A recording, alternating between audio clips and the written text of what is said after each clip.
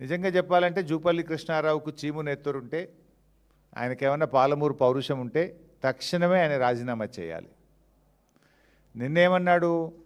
8 లక్షల కోట్ల అప్పు బీఆర్ఎస్ ప్రభుత్వం చేసింది, అది నేను చూపిస్తాను నిన్న అన్నాడు.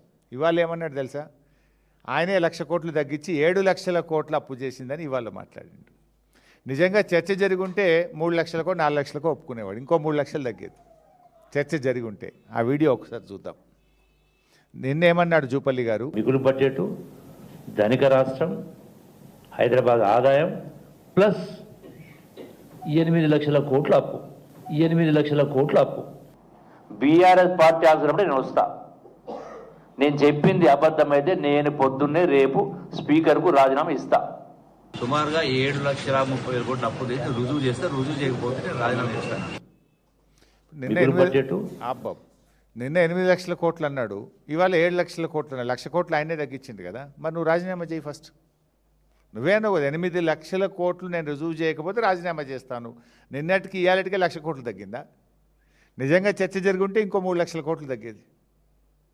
అంటే ఇలా జూపల్లి గారు ఆయనలో సబ్జెక్ట్ లేక పసలేక ఈరోజు చర్చకు రాకుండా ముఖం చాటేశారు. మేము సవాల్ వేయలేదు. ఇప్పుడు మా కేటీఆర్ గారు నిన్న ముఖ్య రేవంత్ రెడ్డికి సవాల్ వేసిండ్రు, కానీ నువ్వు ఆ సవాల్ని స్వీకరించి నేనే తెలంగాణ భవన్కి వస్తున్నాను మీరే చెప్పారు కదా జూపల్లి గారు, మరి ఎందుకు రాలేదు? వచ్చి ఉంటే తేలిపోయేది కదా.